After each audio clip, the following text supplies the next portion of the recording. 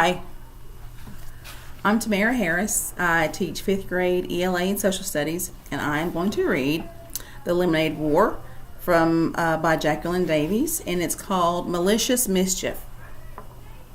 Malicious mischief. Noun, the act of purposefully destroying the property of someone else's business. Jessie was all in knots. Evan was madder than ever at her, and she couldn't figure out why. He had said, "Do you want to call off the war?" And she had said, "Sure, let's call off the war." Or maybe something like that. That's what she'd meant to say. That's what she wanted to say. But what had she really said? She mentioned Megan. Oh, she'd almost spilled the beans about Megan giving her the $104, but she hadn't. She kept her mouth shut just in time. Jessie smiled, remembering that. So why had Evan acted like that? What was the matter with him? Jessie lay down on her bed. The world was a confusing place, and she needed Evan to help her figure it out. If this is what 4th grade was going to be like, she might as well just give up now. And there was something else that was tying her up in knots. That $208, it wasn't really hers. Megan had given it to her to make a donation. She hadn't given it to Jessie the way Evan's friends had given their money to him. That still made her so mad when she thought about it. Oh, she wanted to get even with him for saying she didn't have friends. So even though it looked like she had $208 in her lockbox, only half of that was money she could honestly call her own. Still, if push came to shove and she needed it all to win, sure, she'd use it all. This was war. But if she pretended that all the money was hers, hey, what if Evan has even more than that? So if she lost, even with Megan's money, gulp. Jessie hadn't thought of that. If she lost, even with $208. If she lost, oh my gosh, winner takes all. She would lose all of Megan's money to Evan. How could Jessie explain that to her friend?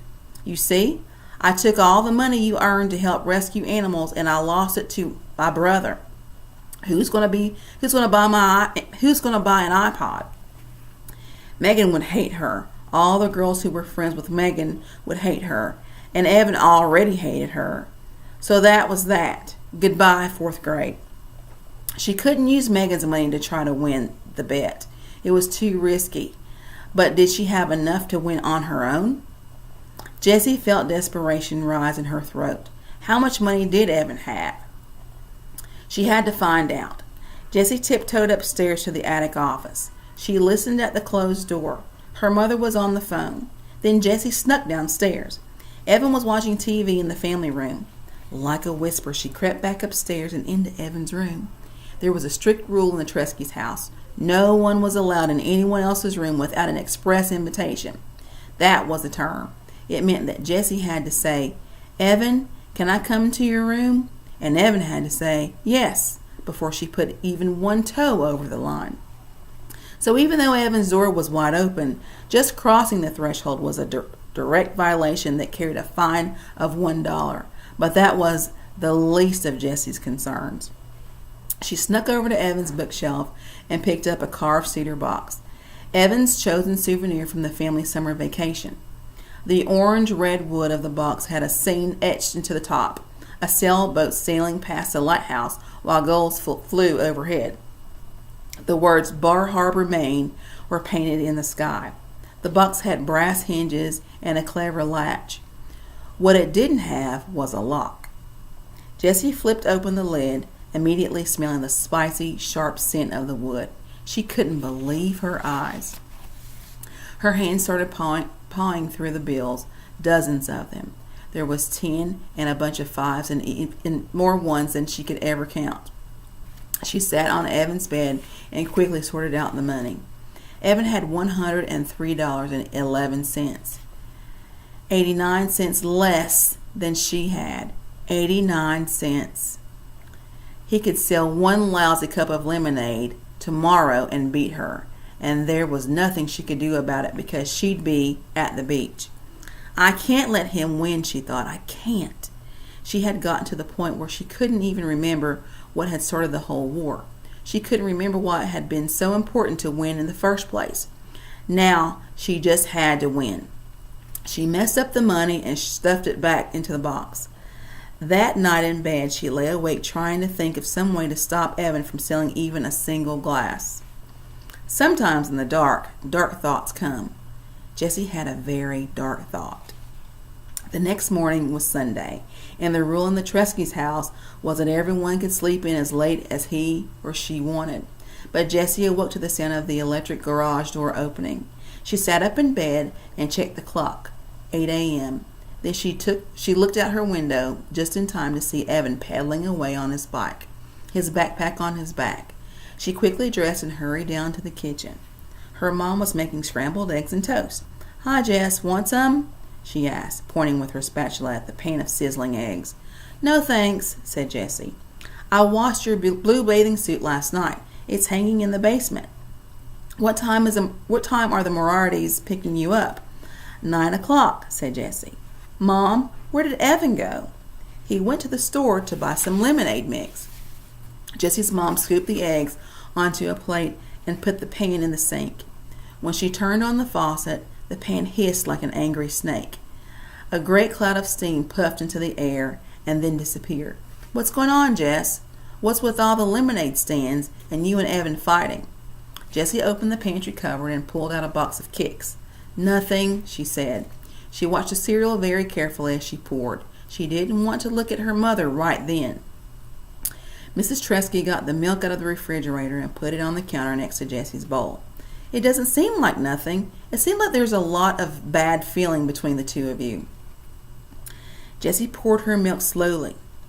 "Evan's mad at me, and he's going to be a whole lot madder after today," she added in her head. "What's he mad about?" asked Mrs. Tresky. "I don't know. He called me a baby and said I ruined everything, and—" Jessie felt it coming. She tried to hold it back, but she knew it was coming. Her shoulders tightened up, her chest caved in, and her mouth opened in a howl. "He said he hates me!" Tears poured out of her eyes and dropped into her cereal bowl. Her nose started to run and her lips quivered. With every sob, she let out a sound like tires squealing on a wet road. For the whole time, Jessie cried. Her mother wrapped her in a hug, and then, like a faucet turned off, Jessie stopped. She had told the truth. She really didn't understand why Evan was so angry. Even before the lemonade war, he had been mad, and Jessie still didn't know why. "Better?" asked Mrs. Tresky. "Not much," said Jessie. She wiped her nose with her paper napkin and started eating her cereal. It was soggy, but thankfully not salty. "Don't you think it would be a good idea to find out what he's mad about?" asked Jessie's mom. "You're never going to stop being mad at each other until you both understand what the other person is feeling." "I guess so," said Jessie. It can be hard sometimes. It's even hard to know what you're feeling yourself. I mean, how do you feel about him?" asked Mrs. Tresky. Jessie didn't have to think long. All the insults and anger, the confusion and fighting, seemed to converge into a single flash of white-hot feeling. "I hate him! I hate him for saying all those mean things, and for not letting me play. I hate him just as much as he hates me. More!" Mrs. Tresky looked sad. "Can we have a sit-down about this tonight? After you get back from the beach?" "No," said Jessie, remembering the spit bow. "Evan would be mad if he knew that she had worried Mom with her fighting, and then he'd spill the beans about the terrible thing she was about to do." Jessie didn't want her mom knowing anything about that. "We'll work it out ourselves, Mom. I promise. Evan and I will talk tonight." "I'm sorry I've been working so hard," said Mrs. Tresky. "I know it's a lousy end to the summer." "It's okay, Mom. You gotta work, right?" "Yes. No. I don't know. I promise I'll be finished by dinner time tonight. That way we can all go to the fireworks together." Jessie's mom looked out the window. "I hope they don't get canceled because of weather. They're saying scattered thunderstorms this evening." Jessie and her mom finished breakfast without saying much else. "I'll clean up," said Jessie. She liked to do dishes, and she wanted to do something nice for her mom. While she cleaned, she thought about the terrible plan she had come up with last night. It was mean. It was really mean. It was the meanest thing she'd ever imagined doing. I'm not doing it, she decided. I hate him, but I don't hate him that much. She was putting the last glass in the dishwasher when Evan walked in. His backpack was bulging. I thought you were going to the beach for the whole day, he said. Megan's picking me up in half an hour, she thought, when she saw Evan stiffen up. Good. What's in the backpack? Not much, she said, dumping out the contents onto the kitchen table. Cans of lemonade mix rolled all over. Jessie tried to count, but there were too many. 15, 20. Holy macaroni! How many cans did you buy? 32.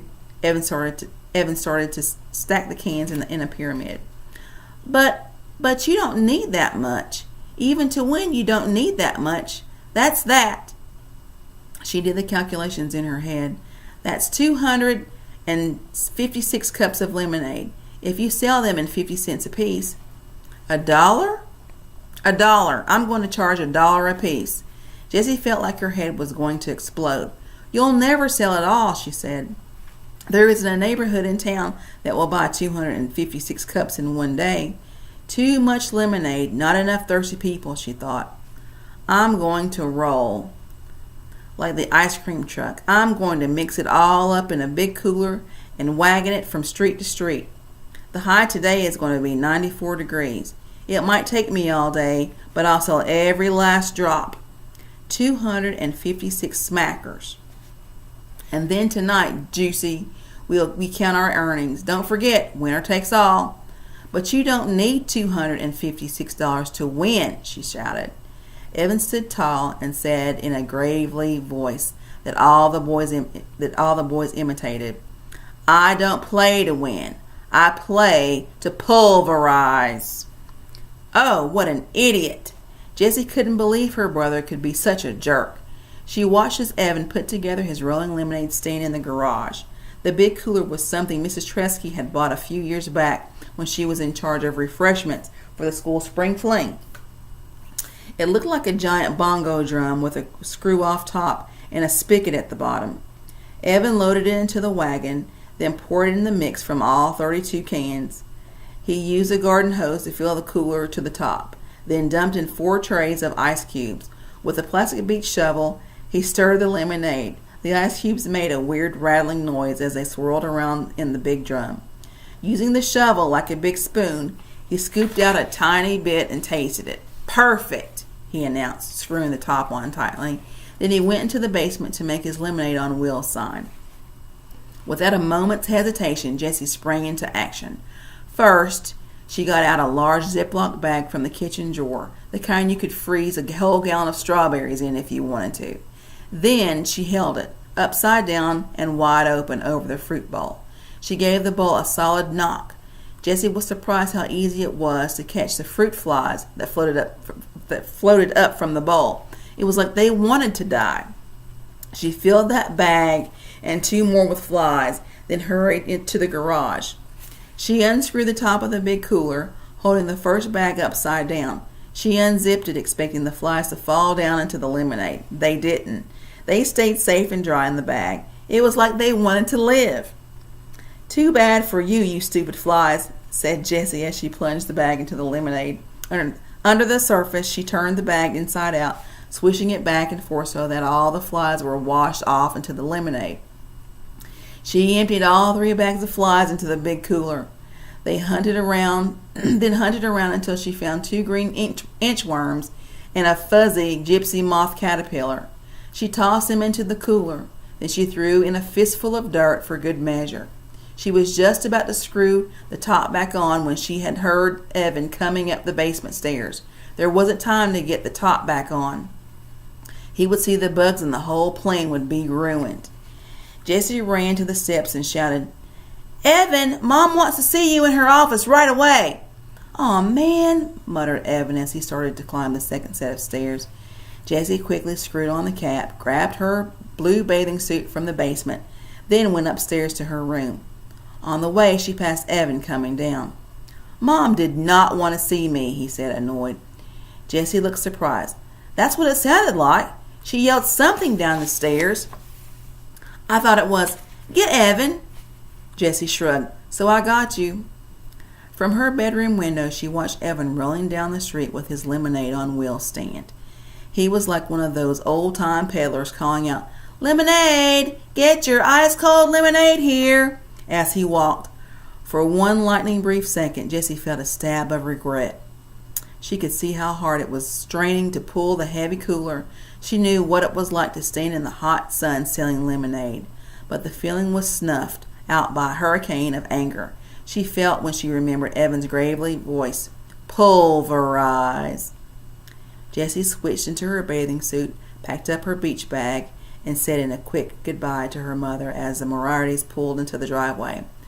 What a great day for the beach, said her mother. Have fun, and be home in time for the fireworks, okay? The fireworks, yep.